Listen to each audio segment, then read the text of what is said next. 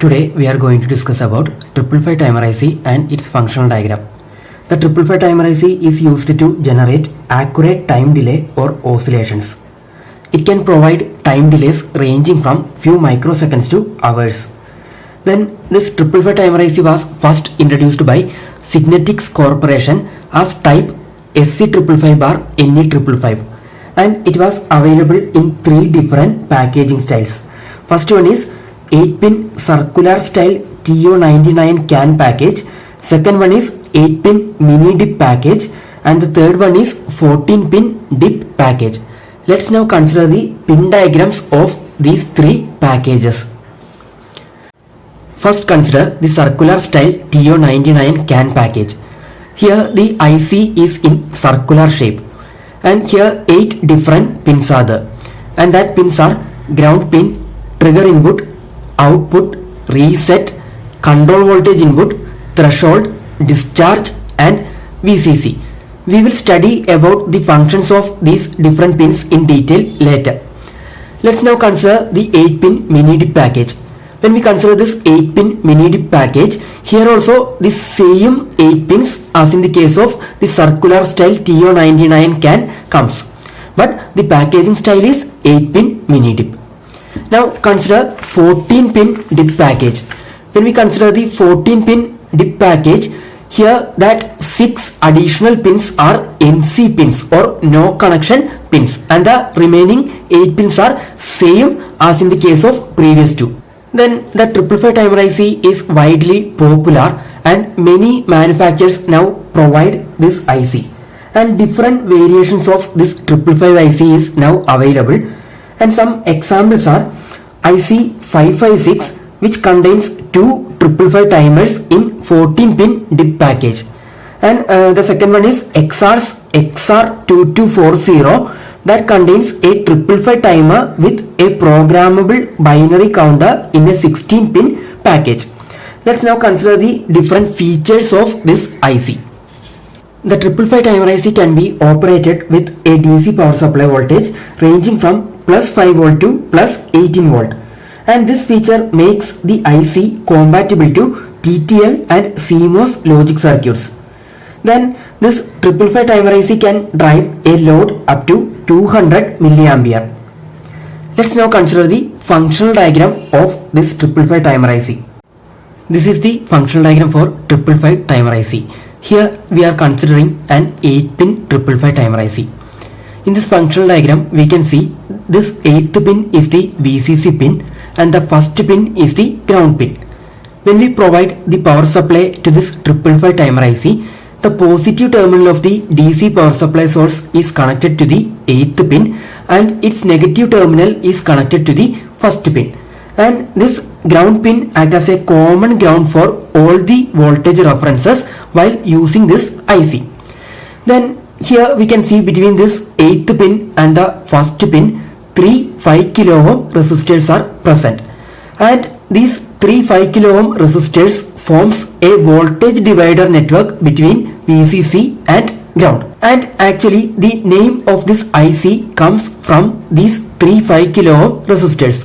Since 3 5 kilo ohm resistors are present, this IC is named as 555 IC.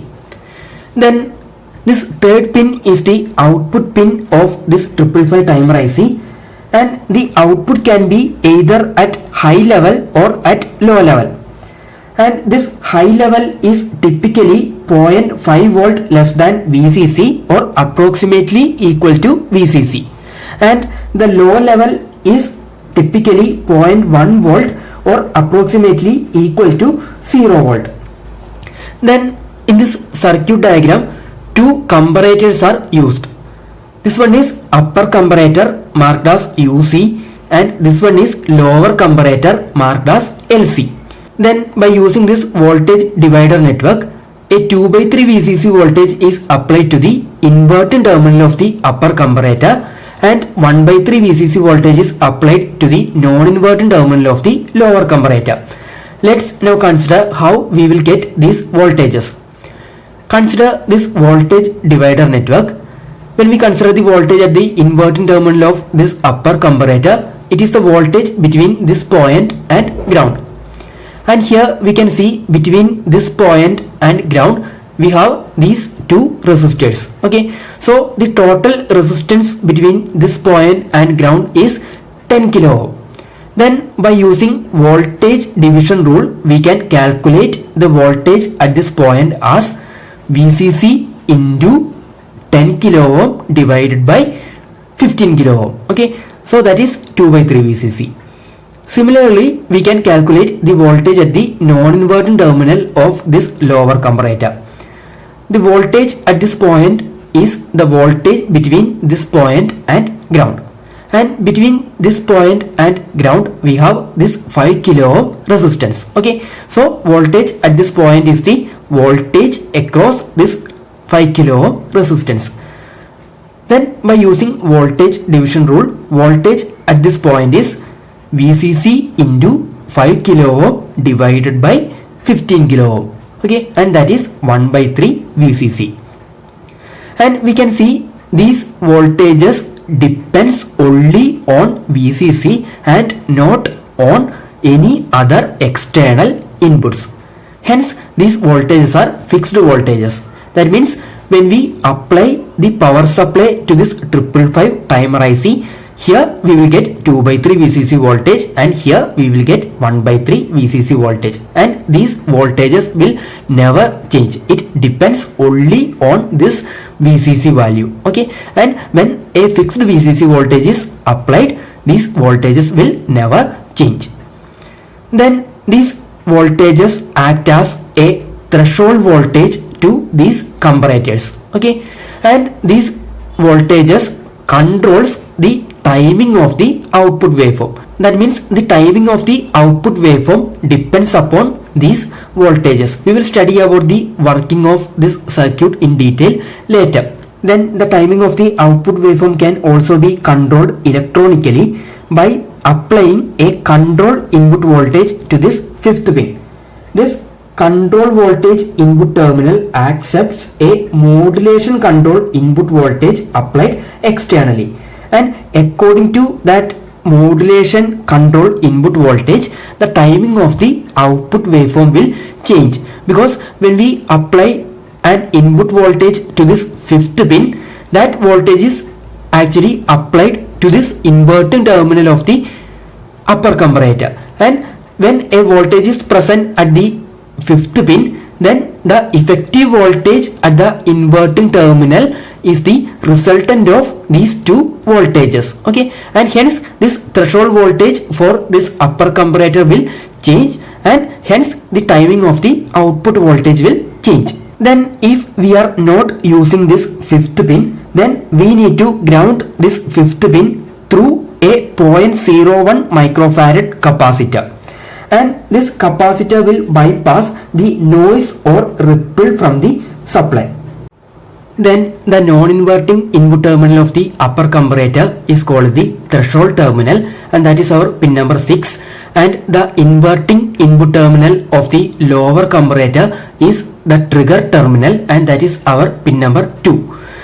And the voltages at this pin number 2 and 6 also controls the timing of the output waveform, because when we consider this upper comparator and lower comparator, these comparators are actually comparing the voltages at its non-inverting terminal and inverting terminal, and the voltage to the non-inverting terminal of the upper comparator is this threshold input, and the voltage to the inverting terminal of the upper comparator is this 2 by 3 VCC if this control input voltage is not used.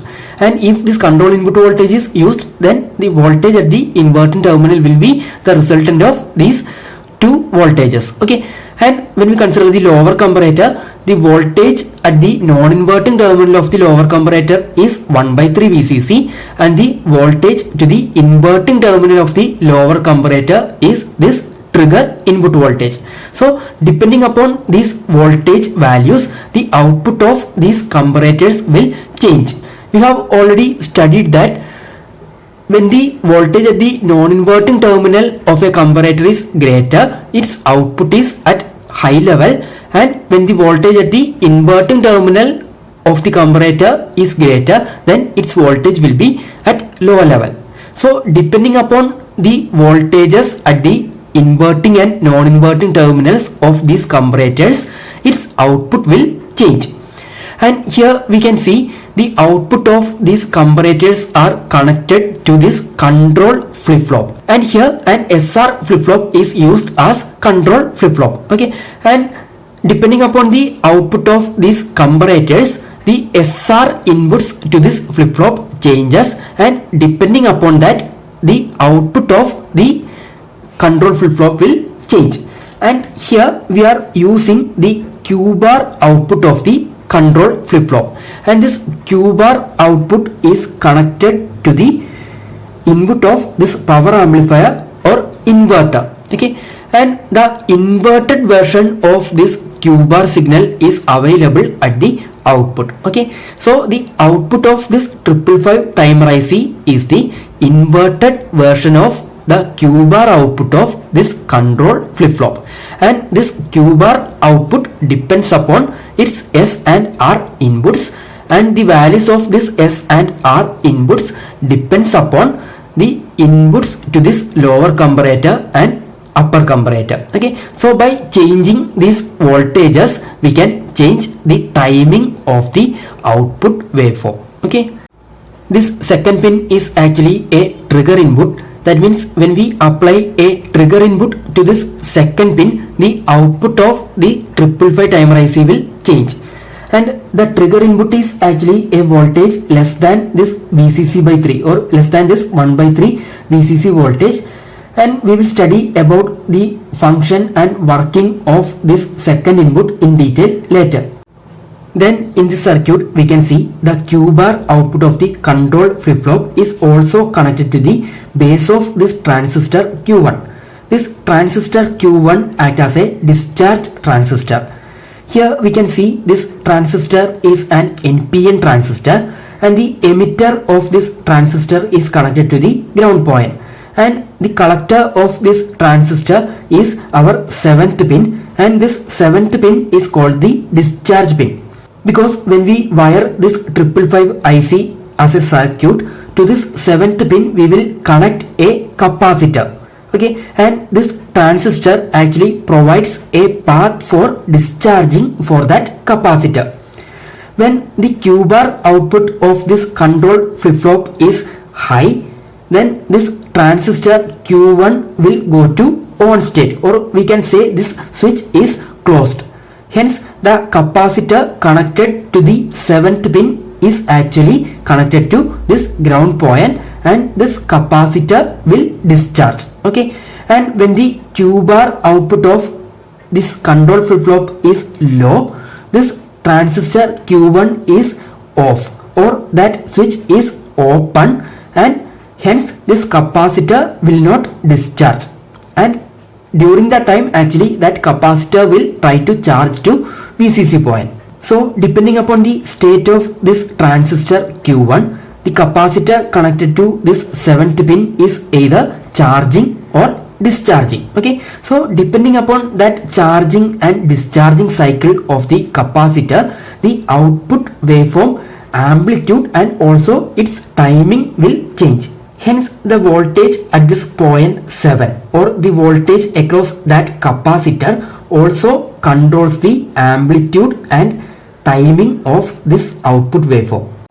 You will get clear idea about the working of this circuit when we will study the astable and monostable multivibrator circuit using this 555. Now you just try to understand the functions of different components in this functional diagram. Then the pin number 4 of this 555 timer IC is reset pin, and this pin number 4 is used to reset this 555 timer IC. To reset this 555 timer IC, we need to provide a low voltage or a voltage less than 0.4 volt to this pin number 4. When we apply a low voltage to this pin number 4, this transistor Q2 will go to on state.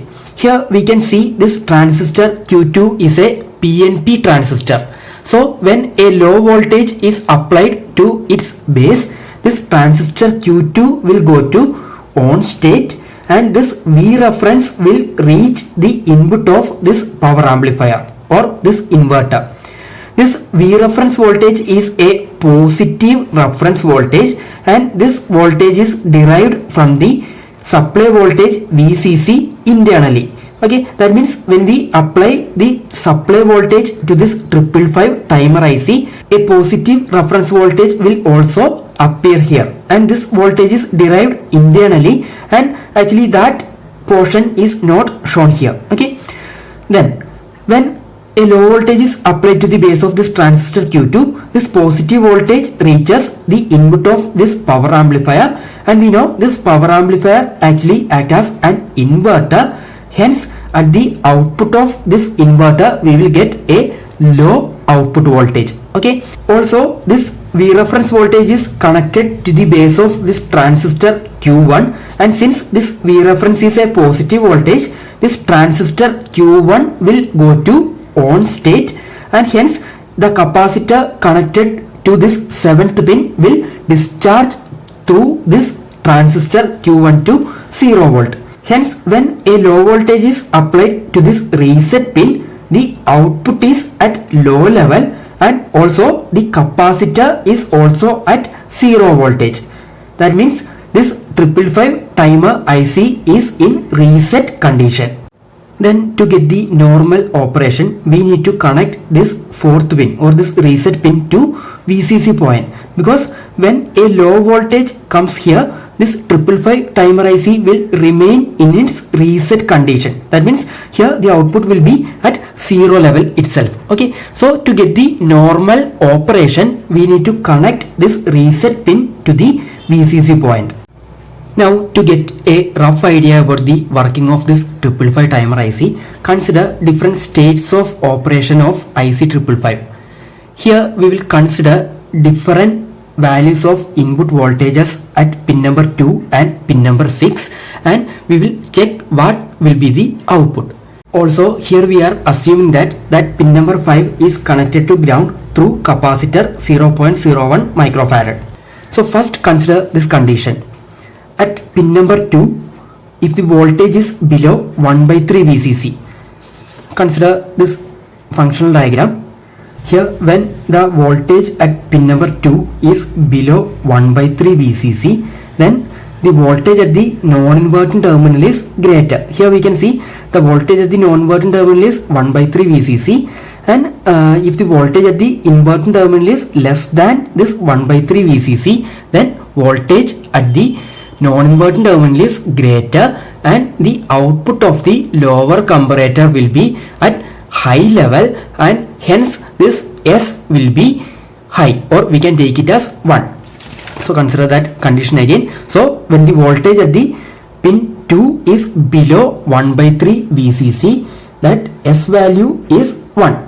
Then consider the 6th pin, and if the voltage at that 6th pin is below 2/3 VCC, so when the voltage at this 6th pin is below 2/3 VCC, then the voltage at the inverting terminal of this upper comparator is greater, and hence the output of this upper comparator is at low level, or we can take this R as 0. So when the voltage at pin 6 is below 2/3 VCC, that R value will be 0. Hence, when we consider that SR flip-flop, its S value is 1 and R value is 0. Hence, the output, the Q output of that SR flip-flop will be 1, and the Q bar output of that SR flip-flop will be 0, and at the pin number 3 we will get a high output, because the inverted version of Q bar is our output. So when S is equal to 1 and R is equal to 0, the Q output is 1, Q bar output is 0, and the output of the 555 timer IC will be at high. So consider this table again. So when the voltage at the pin number 2 is below 1/3 VCC, and the voltage at the pin number 6 is below 2/3 VCC, the output state will be high. And since the Q bar output is low, this Q1 transistor is at off state, and hence we can say that discharge state is open. Now consider the second condition.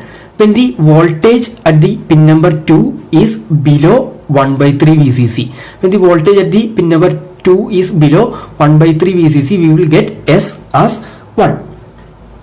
Then consider the voltage at pin number 6 is above 2 by 3 VCC. Consider this functional diagram. When the voltage at this pin number 6 is above this 2 by 3 VCC, then the output of this upper comparator is 1, or we can say this R value is at 1.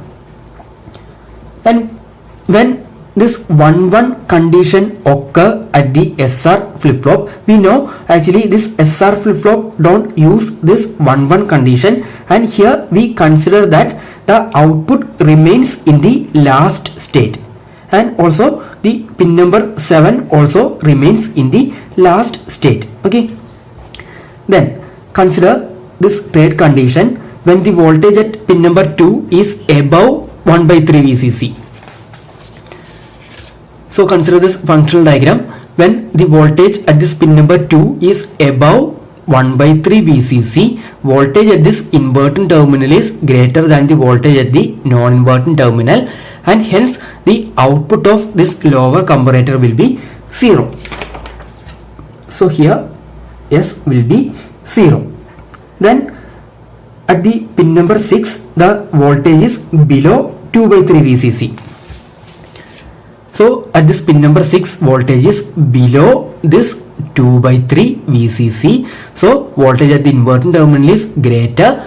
So upper comparator value is low, or this R value is at 0 level. Okay, so when the voltage at pin number 6 is below 2 by 3 VCC, this R value is 0. Okay, so S is 0 and R is 0. So this 0 condition corresponds to no change condition. Okay, and hence the output remains in the last state, and the pin number 7 also remains in the last state, because the output changes only when this Q bar output of the control flip-flop changes. Okay, and if this SR value is 0, then this Q bar output remains in the previous state, and hence the output will not change. Okay, then consider the last condition.